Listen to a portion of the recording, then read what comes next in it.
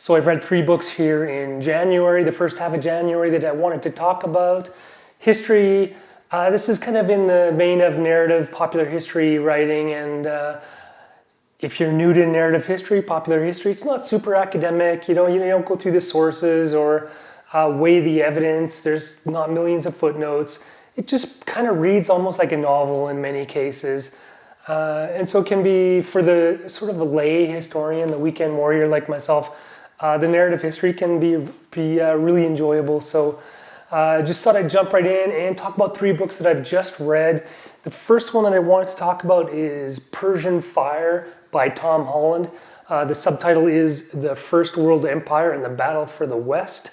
Now, this is a fantastic book. It's all about the clash between the Persian Empire and classical Greece. So it basically starts in Persia with the formation of the Persian Empire, the migration of Aryan horse tribes into the mountains that are in what's now Iran, how they interacted with pre-existing civilizations like the Assyrians, and how the empire actually sort of got kicked off in a clash between it and another sort of horse culture, a very closely related horse culture that lived close by. And then the conquest of, what was formerly Assyria, Babylon, Egypt, and the sort of first interactions with some of the Ionian Greeks. So it starts with Cyrus, and then gets to Darius, and then Xerxes. And so that's how the book starts, and I learned a ton from it. I don't know I don't know tons about the Persians, except sort of in the clash between Persia and Sparta. So it was interesting to just get a Persian-centric view of that part of the world's history.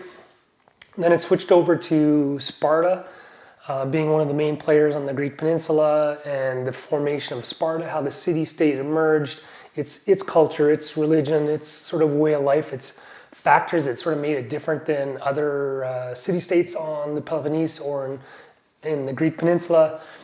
And then it switches to Athens. Same thing, kind of sets out the culture, sets out the city-state, how it emerged into being one of the great sort of city-states of Greece.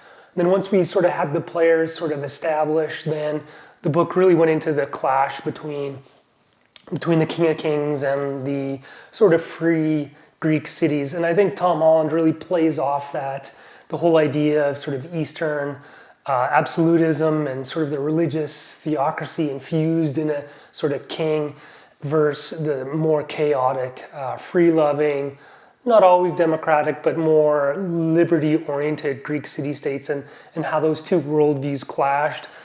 Some of the narrative was fantastic. I loved the narrative around the Battle of Marathon. I think that was my favorite part of the book, when the Hoplite army from Athens stood up against the Persian army as it had separated its forces by moving the cavalry onto the ships in order to sort of try to outflank the city with the army outside the gates. And then they took advantage of that and attacked the Persian infantry. It was fantastic.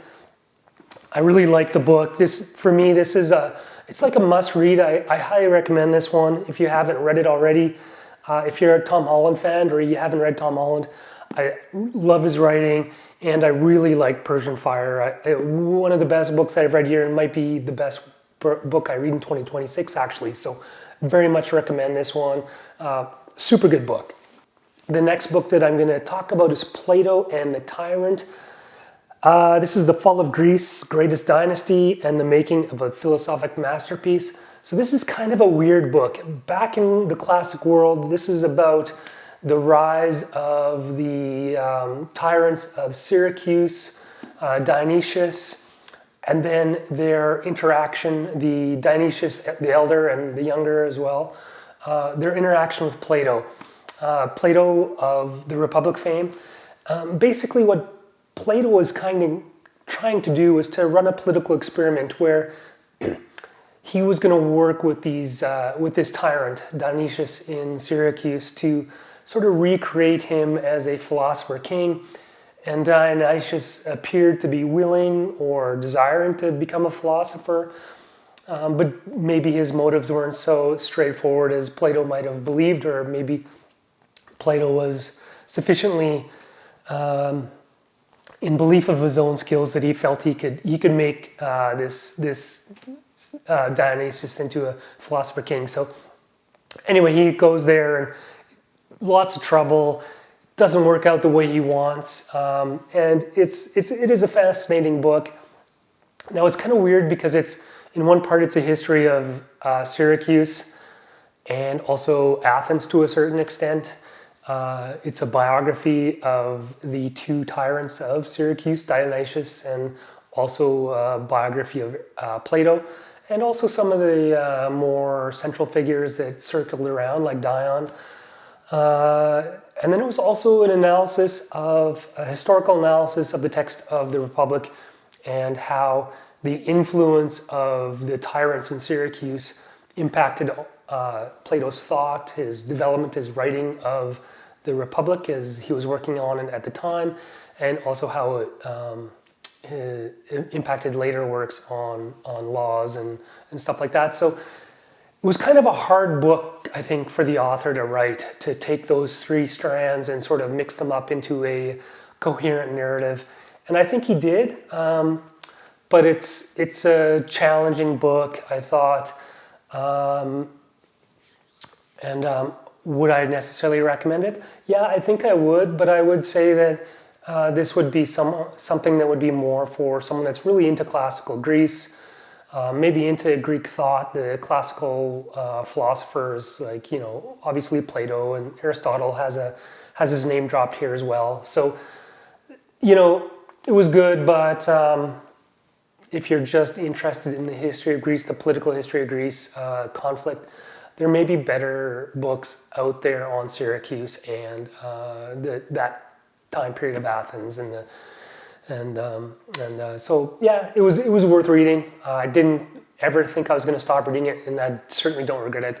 It was a good book, just maybe not for everyone. The last book that I'm going to talk about, this is a very different book now.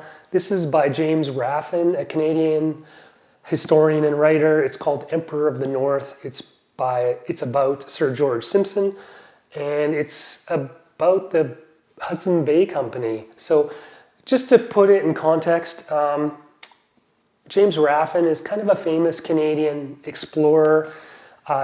Explored the North by canoe, the Arctic, the Canadian Arctic. He's written a number of books. Polar bears, he wrote a famous book on, it was the life of a female polar bear. And he's written a number of books on exploration, canoe culture, life in the North. And so if you're into that kind of real wildness and exploring the real wilderness, like in Canada's North, then this might be something that you want to check out. Now, this is about the Hudson's Bay Company, which was incorporated in 1670, I believe, granted a charter by the king, and the Hudson Bay Company was granted the rights over what's called Rupert's Land, which is a huge area of Canada.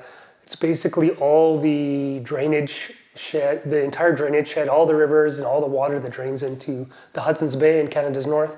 And they actually had operations into British Columbia, what's now British Columbia, and also California, with some of the, working with the Russia-American Fur Trading Company, and also dealing with fur traders in the United States, south of the 49th. And so the Hudson's Bay Company was essentially a fur trading company. They would bring in supplies from Europe, various tools, weapons, ammunition, domestic equipment like pots, pans, and they would trade those with the indigenous people, and in exchange for furs that would be sold in the European markets for a great deal of money. And so that's what the Hudson's Bay Company did. And so there was a lot of conflict. It was poorly run, as you can imagine. It was back in the olden times, and people traveled by canoe. There was massive distances. There were often hostile local inhabitants that weren't too happy that their lands were being encroached on by Europeans. People died all the time. It was dangerous, and it was a hard company to run.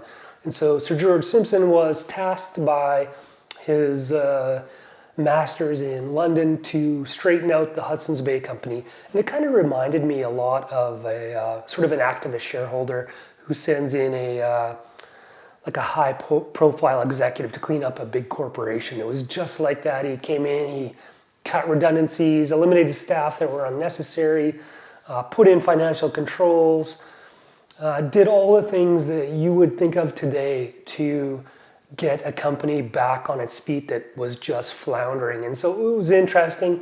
Like, it's interesting from an exploration perspective, and also from a corporate sort of a corporate restructuring, sort of a corporate business perspective. It was also super interesting. And so he was like the little tyrant that imposed his will on the Hudson's Bay Company and turned it into an extremely profitable venture. And at the same time, he was the fastest person to cut across America in a canoe. He slave drove his paddlers to race across canoes, carry stuff, carry equipment through wilderness on portages. It was fantastic. And the morality of the whole thing was questionable. Obviously, the relationships with indigenous peoples, with the Métis of the prairies, and the number of children he left behind with many different country wives, as they were called. So yeah, it was a good book. I really enjoyed it. There were some parts I didn't like. Some of the letters were really long. And by that I mean James or Raffin quoted huge chunks of letters right into the book, which I thought was a bit excessive. Like, sometimes he prefers summary and narrative as opposed to just big long lists of quoted primary sources. I mean, if you want to read the primary sources, it's great, but it wasn't for me. So that is a bit of a warning. So those are the 3 books that I have read in January so far. Persian Fire was fire. It was a fantastic book, and I highly recommend it. The other 2 are also good. I recommend those as well, but maybe a little bit more niche than Tom Holland's work on Persian Fire. Anyway, I hope this was something that was enlightening, and hope you have a great rest of your day. See you soon, and happy reading.